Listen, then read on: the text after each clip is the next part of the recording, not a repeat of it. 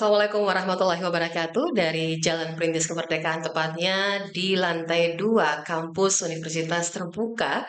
Saat ini kami hadir dengan talk show pendidikan. Dan alhamdulillah hari ini juga hari Jumat tepatnya di tanggal 20 Juli 2024 kita bersama dan pada kesempatan hari ini kita akan melihat seperti apakah wajah kampus Universitas Terbuka yang baru. Tema kita soal itu ya, soal wajah baru dari kampus Universitas Terbuka. Siapakah narasumber saya pagi hari ini atau tamu saya? Tapi saya sebelum menyapa, saya ingin menyampaikan terlebih dahulu bahwa di masyarakat kita pastinya sudah pada tahu kampus Universitas Terbuka itu seperti apa. Salah satu kampus yang memulai pembelajaran dengan sistem daring atau online. Sekarang ini banyak kampus yang juga sudah memulai pembelajaran secara daring atau online. Nah, inisiasi dari pembelajaran online itu sebenarnya ada di kampus Universitas Terbuka. Alhamdulillah hari ini saya bisa bersama dengan Direktur Universitas Terbuka, Bapak Profesor Dr. Haji Abdurrahman Rahim, yang sudah meluangkan waktunya pagi hari ini. Assalamualaikum, Prof. Waalaikumsalam. Ya. Apa kabar, Prof? Alhamdulillah, cukup Alhamdulillah. baik. Ya, Prof, bersama dengan kami di sini, saya Ruby Sudikyo dan juga bersama dengan tim yang hadir. Dan kita melalui channel YouTube di Ras FM Makassar dan juga secara live di 99,6 FM Radio Almarkas, sahabat untuk semua. Nah, pagi hari ini, Prof, kita berbicara santai saja, Prof, terkait dengan dunia pendidikan yang ada di Universitas Terbuka.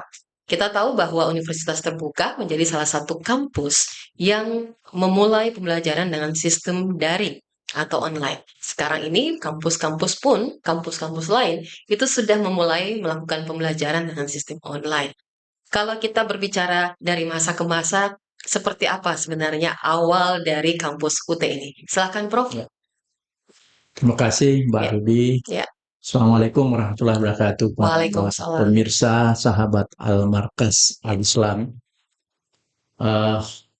Terima kasih sudah hadir Radio Al-Markas Al-Islam di Universitas Terbuka Makassar di gedung baru di Simpang 5 Ya, Bandara Sultan Hasanuddin ini. Terkait dengan Universitas Terbuka, yang pertama adalah bahwa Universitas Terbuka ini digagas berdiri oleh pemerintah di pemerintahan Presiden Soeharto di tahun 1984. Kondisi saat itu bahwa perguruan tinggi di Indonesia itu baru 44 ya, seluruh Indonesia. Pada saat bersamaan jumlah lulusan SMA atau SMO itu terjadi booming, terjadi ledakan ya, jumlah lulusan SMO. Kemudian yang kedua, pada saat yang bersamaan juga jumlah pegawai ya, tenaga kerja baik itu pemerintah maupun swasta lulusan SMA juga begitu melimpah banyak. Nah, ini satu masalah bagi pemerintah pada saat itu bahwa untuk menyediakan fasilitas kampus ya untuk mereka bisa melanjutkan pendidikannya ke perguruan tinggi itu sangat sulit ya. Sulit karena keterbatasan fasilitas ya, sarana prasarana, sulit karena ketersediaan SDM, dan yang terpenting juga sulit karena keterjangkauan. Ya, karena kita Indonesia ini berada di ribuan pulau ya, di seluruh Indonesia, tentu ini akan sangat sulit untuk bisa dijangkau. Nah, gagasan ini muncul, bagaimana bisa ada perguruan tinggi yang dapat menjangkau mereka semua, ya, kapan saja dan di mana saja. Memudahkan. Ya, mereka bisa mengakses pendidikan tinggi tanpa harus pertama datang ke kampus, ya. Yang kedua, bisa dia kuliah kapan saja dengan memilih waktunya. Nah, gagasan itu muncul, nah lahirlah Universitas Terbuka ini sebagai perguruan tinggi ke-45 negeri ya. Tapi tentu karena sesuatu yang baru, Iya. tentu harus banyak melakukan apa yang bisa pada saat itu ya, Iya. tahun 1984. Sehingga pembelajaran kita pada saat itu lebih banyak yang disebut dengan bantuan belajar. Ya. Bantuan belajar itu bisa dengan televisi, Isi. bisa dengan radio, ya. Masih dengan TVRI, Iya. kemudian RRI, ya. Ditambah lagi dengan modul pembelajaran. Iya. Modul pembelajaran ini berupa buku cetak ya, modul ya, yang dikirimkan kepada seluruh mahasiswa yang ada di seluruh Indonesia, tentu melalui kantor pos. Kantor pos. Sehingga mahasiswa kita pada saat itu memiliki dua bantuan belajar ya, bisa melalui pembelajaran online dengan TV, dengan radio, kemudian dengan modul pembelajaran. Jadi mereka bisa belajar mandiri dengan bantuan belajar yang disiapkan, yang ada pada saat itu. Iya. Lalu kemudian ini terus berkembang seiring dengan perkembangan teknologi informasi. Lalu kemudian secara bertahap ya, dengan internet ya, sudah masuk internet, tapi itu pun masih sangat terbatas karena masih pakai dengan komputer ya. Lalu kemudian berkembang lagi dengan adanya handphone, Android. Nah, ini makin memudahkan daripada mahasiswa kita untuk mengakses pembelajaran. Hingga saat ini, setelah 40 tahun, itu sedemikian rupa berkembang pesat ya, teknologi pembelajaran dan apa yang dilakukan oleh Universitas Terbuka ini. Sehingga ya, alhamdulillah, seiring dengan perkembangan baik teknologi teknologi pembelajaran maupun dengan perangkat-perangkat pembelajaran lainnya, bantuan belajar lainnya, maka Universitas Terbuka ini sudah bisa diakses di seluruh Indonesia dan bahkan di luar negeri. Selain itu kan juga bantuan belajar ini UT ya, Universitas Terbuka ini semakin melengkapi diri dengan ada TV, UT TV, UT Radio, kemudian YouTube, Instagram dan sebagainya. Semua itu dimaksudkan untuk memudahkan mahasiswa kita untuk mengakses pembelajaran di Universitas Terbuka ini. Itu dari cikal bakal kenapa kampus UT bisa bisa menarik para mahasiswa di seluruh Indonesia dengan sistem pembelajaran secara daring yang juga memanfaatkan media-media seperti media televisi dan juga media radio. Nah, Prof, ini kan kenapa bisa dikatakan wajah baru? Karena kampus UT itu di tahun-tahun ya kalau anak milenial dan anak Gen Z itu sekarang kan mungkin dia baru tahu, Prof. Kalau di anak-anak milenial ataupun baby boomer itu kan pasti mereka sudah tahu bahwa kampus UT seperti ini. Dan ini mindset orang perlu kita rubah, Prof. Bahwa kampus UT itu bukan saja terkhusus untuk anak-anak yang kelahiran berapa lah. Nah, kalau Gen Z kan ini sekarang kalau lihat mahasiswanya kan sudah banyak yang generasi Gen Z, Prof. Ya, silakan, Prof. Ya, jadi memang kalau kita lihat sejarah ya, mahasiswa Universitas Terbuka itu memang di awalnya itu lebih difokuskan kepada mereka yang sedang bekerja ya, untuk kepentingan peningkatan kapasitas pendidikan dan keterampilan atau kompetensi mereka, dan itu sangat bersesuaian dengan penghasilan ya, karena umumnya kita di Indonesia itu gaji diukur dari tingkat pendidikan dan pendidikan formal, sehingga dengan cara itu mereka bisa sekolah, kuliah, ada ijazah, lalu bisa penyelesaian gaji. Otomatis kesejahteraan mereka bisa meningkat ya. Nah, tetapi ternyata bukan sekedar itu ya. Kebutuhan akan pendidikan tinggi tidak hanya lagi untuk pegawai ya, orang yang bekerja, tetapi ternyata tuntutan ini semakin luas, semakin lebar, dan semakin banyak yang membutuhkan. Nah, sehingga dari waktu ke waktu, tahun ke tahun, minat orang untuk kuliah di universitas terbuka ini juga semakin meningkat. Nah, kaum milenial ya dan Gen Z, jadi usia antara 16 ya, 18 sampai 21 tahun ya, atau di bawah 25 tahun itu 60% ya Mahasiswa. mahasiswa kita itu. Dan kemudian di bawah 30, di bawah 30 sampai 23 tahun itu 20%. Jadi ada sekitar 80% mahasiswa universitas terbuka ini dari kalangan milenial dan Gen Z. Dan dari 551.000 mahasiswa kita. Jadi sehingga universitas terbuka ini tidak bisa lagi kita katakan bahwa universitasnya orang tua ya, Betul, usia tua di atas 50, tapi ternyata data statistik kita menunjukkan 80% dari 551.000 itu ternyata mereka dari kalangan milenial dan Gen Z itu.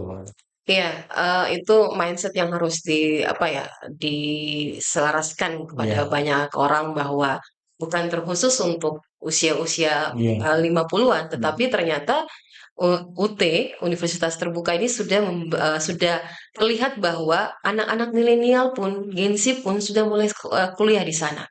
Nah, Prof, saya ucapkan selamat dulu karena ini gedung baru pertanggal 10 kemarin, 10 Juli itu diresmikan langsung oleh Menteri PMK, Pak Muhadjir Effendi, dan juga bersama ada didampingi oleh PJ Gubernur dan juga Wali Kota Makassar yang hadir pada peresmian gedung ini. Ini Prof, kalau boleh tahu, kenapa berpindah, Prof? Yang kita tahu kan kampusnya ada di Mungisidi dan dulu juga kalau tidak salah di Jalan Sultan Hasanuddin ya, Prof. Nah, sekarang berpindah ke Simpang 5 Bandara. Ya, jadi perpindahan ini kan tidak terlepas dari usaha universitas terbuka untuk meningkatkan pelayanan. Karena memang untuk mendapatkan kualitas keluaran yang baik, alumni yang baik, itu layanan itu menjadi sesuatu yang sangat penting. Nah, Credit point. ya, jadi fasilitas ini memang disiapkan untuk peningkatan layanan bagi mahasiswa kita, baik itu layanan akademik maupun non akademiknya. Nah, sehingga dianggap tempat yang lama itu dianggap tidak representatif lagi untuk memberikan pelayanan yang terbaik, baik dari sisi fasilitas yang tersedia maupun dari posisi strategis ya daripada gedung itu. Nah, sehingga kita pilihlah Simpang 5 Bandara ini adalah salah satu tempat yang strategis dan kemudian fasilitasnya itu jauh lebih lengkap dibanding gedung sebelumnya. Kalau boleh tahu, Prof, fasilitas apa saja yang ada di gedung ini untuk menjadi penunjang bagi mahasiswa yang akan berkuliah di sini? Ya, jadi gedung kita ini terdiri dari 6 lantai dengan luas bangunan di atas 11.000 meter persegi. Nah, di dalamnya itu ya tentu untuk parkiran itu dipastikan ada yang menampung kurang lebih 200 ya, kalau itu mobil ya roda 4 ya, selain roda 2. Kemudian kita juga lengkapi dengan fasilitas perkantoran, di mana perkantoran itu adalah baik dosen ya maupun tenaga administrasi. Selain ruang manajer, ruang direktur, di lantai 3 itu dikhususkan untuk layanan pembelajaran, baik pembelajaran online maupun ruang tutorial ya.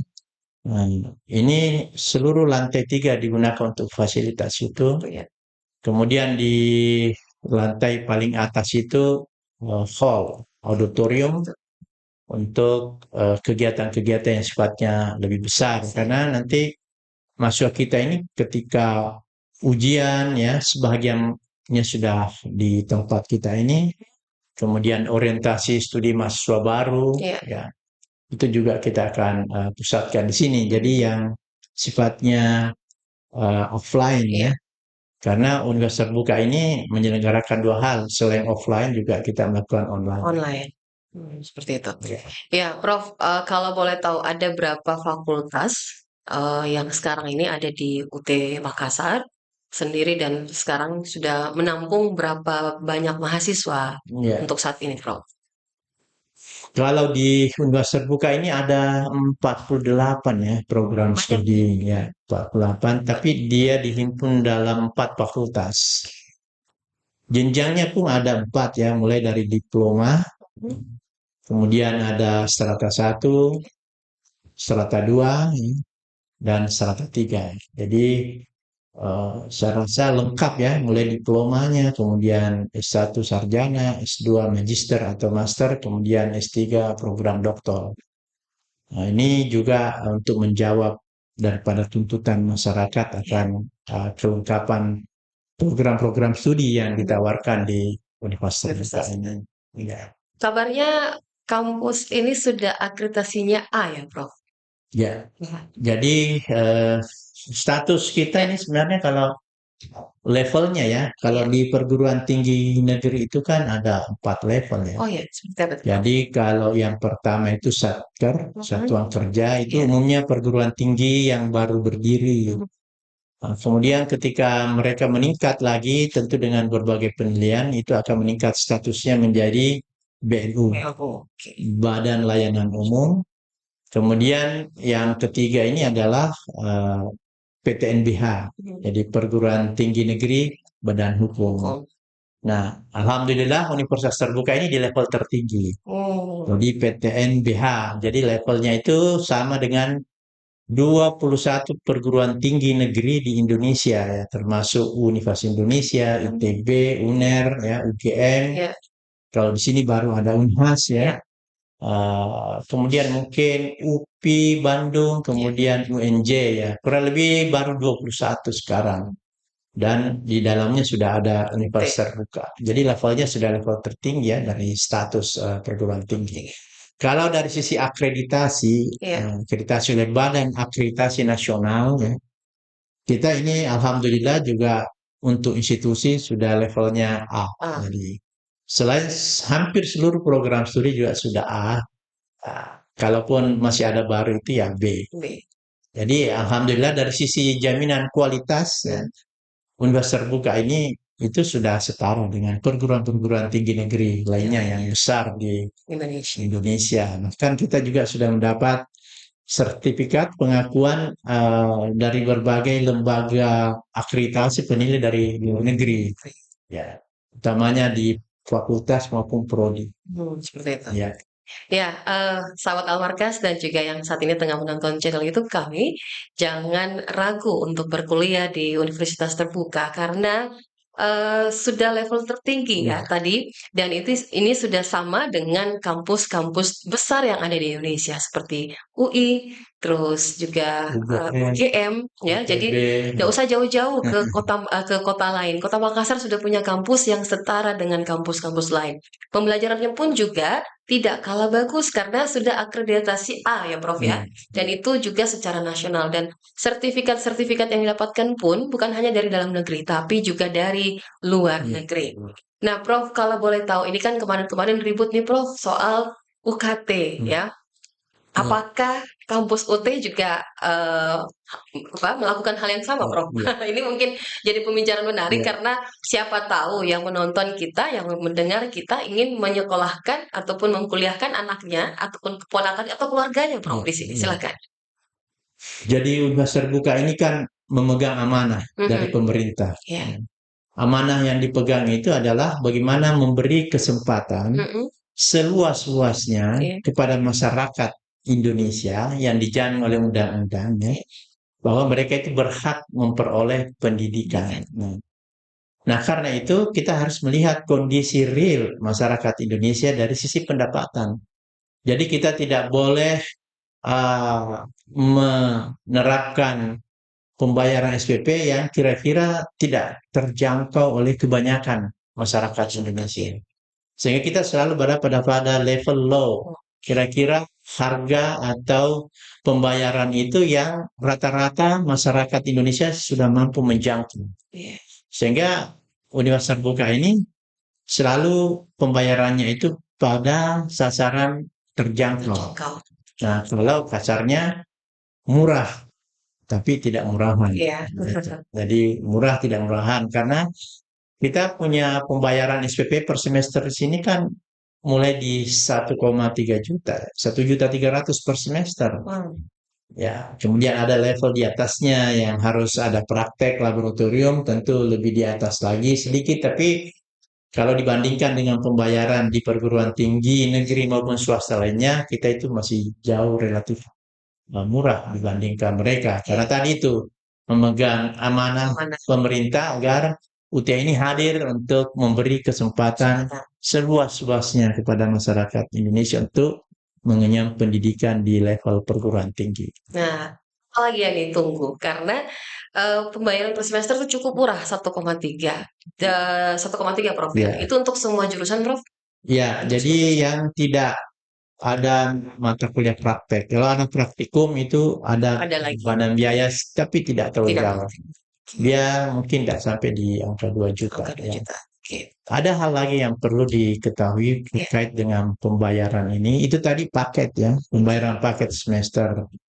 Kalau mahasiswa itu misalnya di angka 1,3 juta pun tidak mampu ya, mungkin karena ada kepentingan lain ya, maka mereka bisa membayar dengan sistem SKS, kan langsung SKS, satuan kredit semester. Nah, kita per SKS-nya itu di angka Rp8.000 ya per SKS-nya. 8.000 Prof. Ya, per SKS. Nah, jadi sangat murah kan? Nah, jadi Jangkau ya, malah. Ya. jadi kalau misalnya mahasiswa pada saat itu dia perkirakan hanya membayar kita kalah 200-300 ribu ya cukup programkan mata kuliah sejumlah SKS itu bagi 8.000. Jadi sehingga dengan demikian mereka bisa tetap kuliah dan salah satu kelebihannya Universitas Terbuka kita ini adalah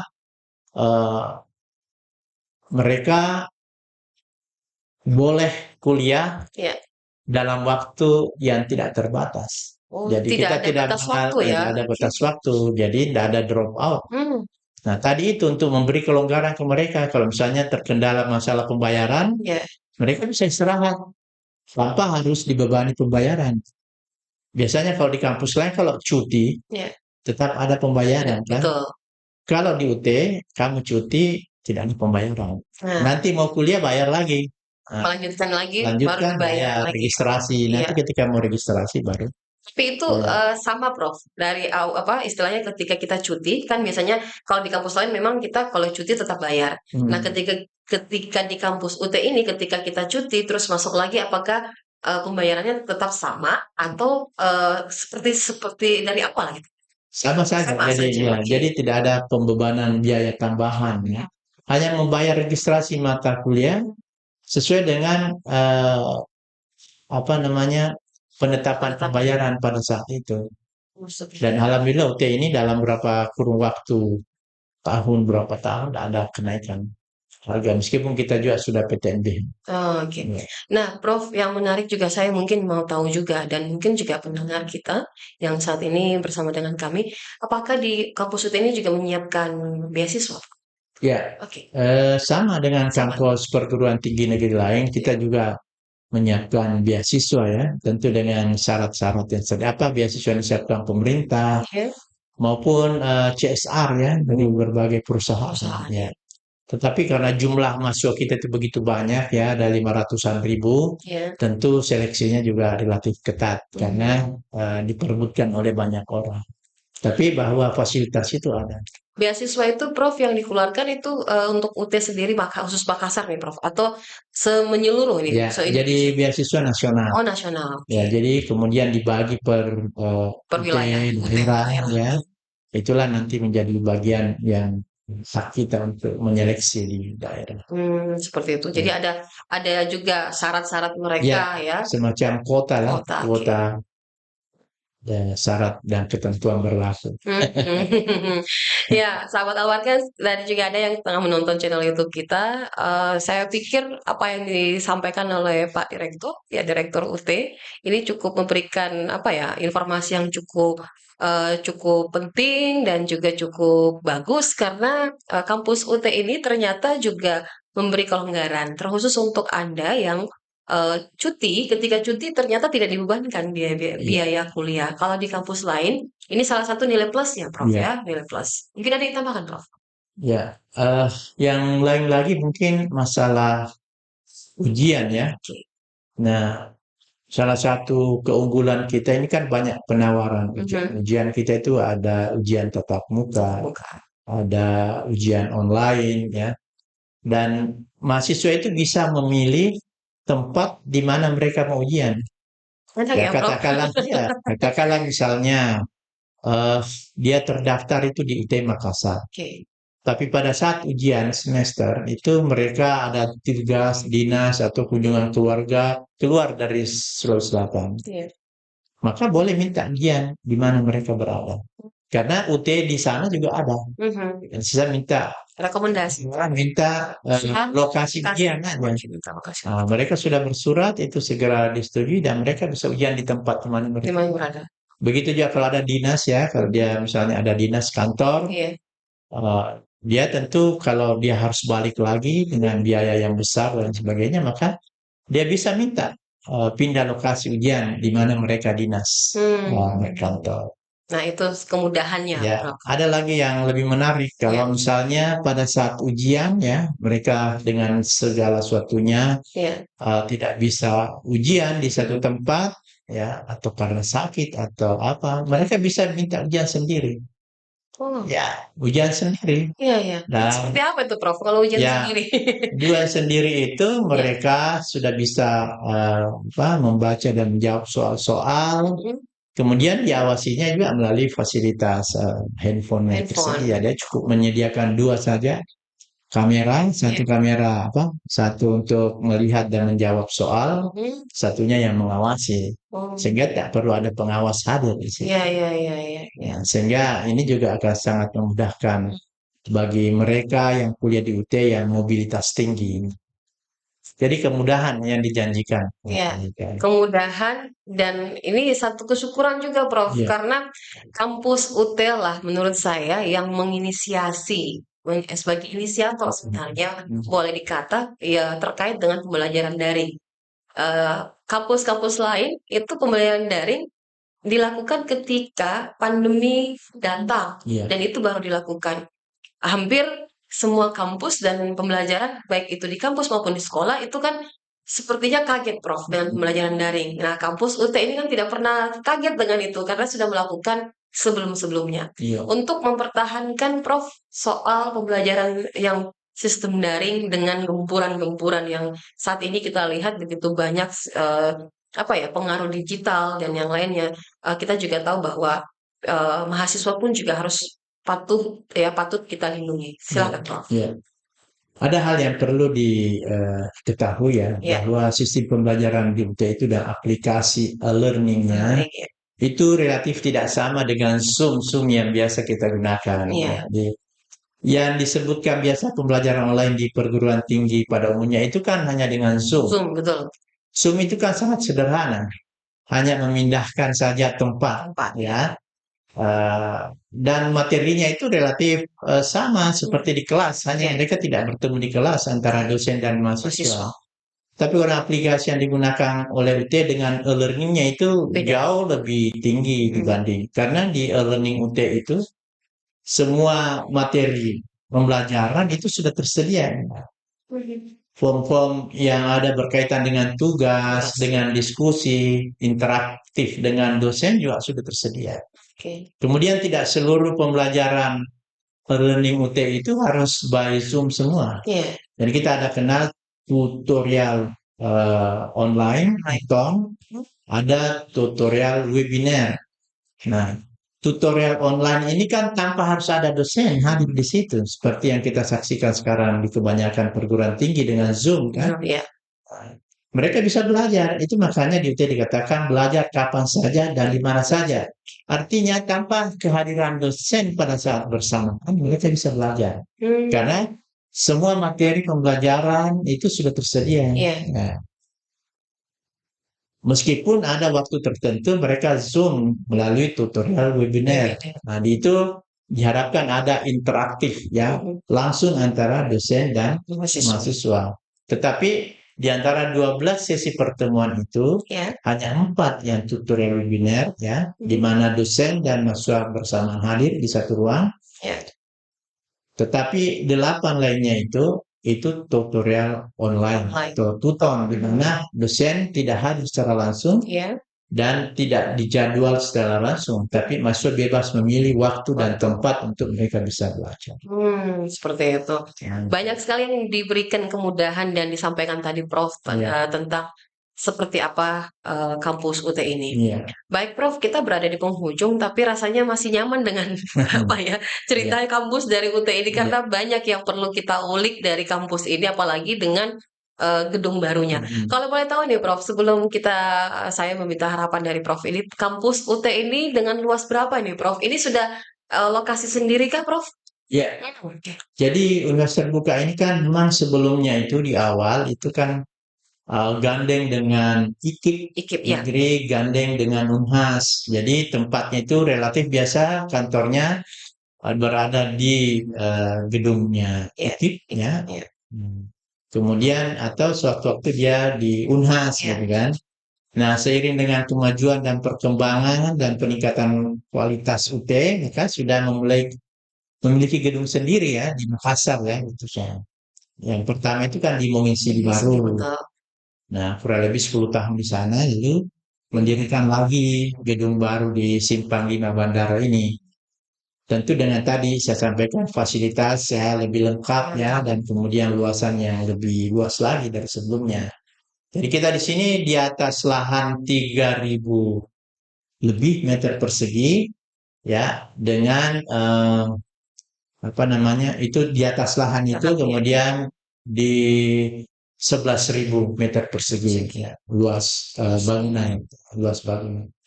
Dan saya rasa ini dengan melayani mahasiswa yang lebih banyak karena mereka kan tidak perlu hadir terus-menerus di tempat kita ini, sehingga itu sangat layak.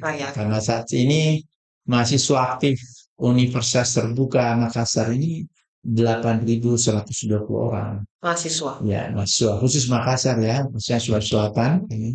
Lalu kemudian kita harapkan di 2024 ini meningkat menjadi 12.000 orang. Target untuk 2024. 12.000. Dan saat ini tadi saya cek jumlah pendaftar sudah di angka 3.760 sekian ya. Wah, itu untuk Sulawesi Selatan? Ya, Sulawesi Selatan. Dan kita harapkan kita bisa meningkat dari 8.120 menjadi 12.000 di 2024 ini. Dan dengan angka jumlah pendaftar tadi itu 3.760 sekian itu, dengan masa waktu pendaftaran masih ada 1 bulan lebih, 1 bulan setengah ini, saya kira angka itu bisa kita capai, insya Allah. Karena memang UT ini hadir untuk memberi kesempatan seluas-luasnya ke masyarakat untuk mengenyam pendidikan tinggi dengan berbagai program studi yang ditawarkan.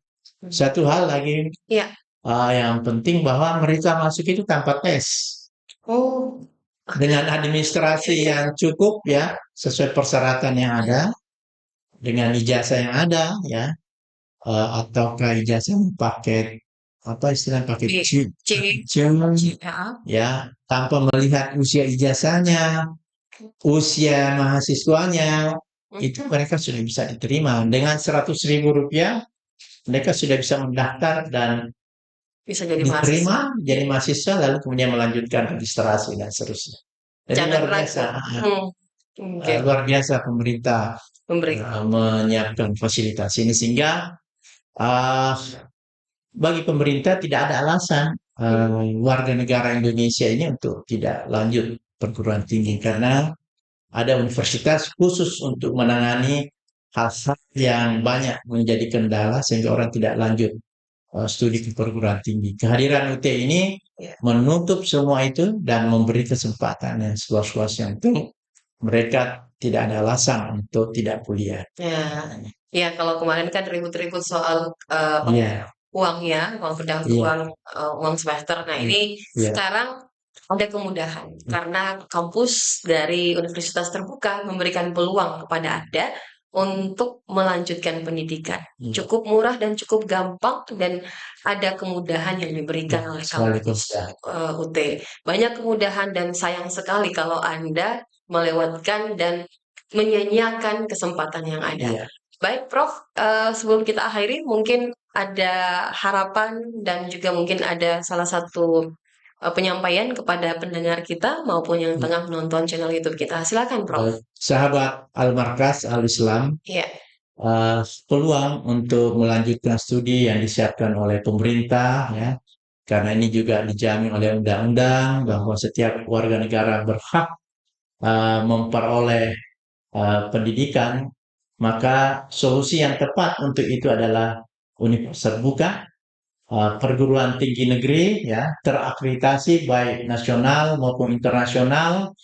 Tentu jaminan kualitasnya kita tidak ragukan karena memang terbukti di 2019-2020 penerimaan ASN itu dari seluruh alumni perguruan tinggi negeri yang tersedia formasi 20.000 dan ternyata hampir 10.000 itu didominasi diterima adalah alumni universitas terbuka. Artinya bahwa 50% dari kuota ASN itu diisi oleh alumni-alumni universitas terbuka. Itu 2 tahun berturut-turut. Itu artinya bahwa kualitas mereka, ya, itu tidak diragukan lagi karena mampu mengalahkan daripada alumni-alumni perguruan tinggi negeri maupun swasta lainnya. Sehingga saya kira satu bukti bahwa kualitas universitas terbuka tidak perlu kita ragukan lagi. Belum lagi mereka yang menjadi entrepreneur, jadi pengusaha dan lain sebagainya, itu adalah bagian daripada jati diri alumni universitas terbuka yang terus mengupgrade diri, menghasilkan alumni-alumni yang berkualitas, mampu bersaing di berbagai sektor lapangan pekerjaan. Sehingga mari semuanya memanfaatkan fasilitas ini untuk bisa meningkatkan kapasitas keilmuannya, derajat keilmuannya, kompetensinya, sehingga bangsa Indonesia ini terus mengalami peningkatan melalui peningkatan sumber daya manusianya.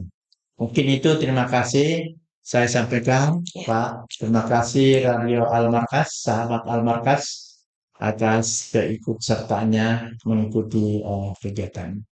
Terima kasih banyak, Prof. Mudah-mudahan apa yang ingin dicapai, terkhusus untuk universitas terbuka, ini bisa diwujudkan, ya, termasuk juga jumlah mahasiswa yang ingin berkuliah di sini, dan terkhusus untuk Anda yang di luar sana, tidak ada tempat lagi untuk tidak belajar atau kuliah, karena kampus universitas terbuka menjadi salah satu solusi.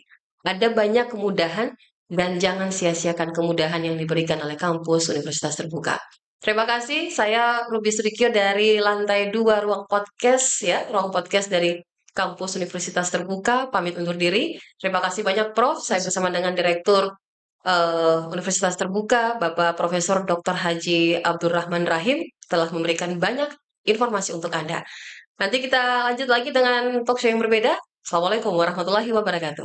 Waalaikumsalam warahmatullahi wabarakatuh.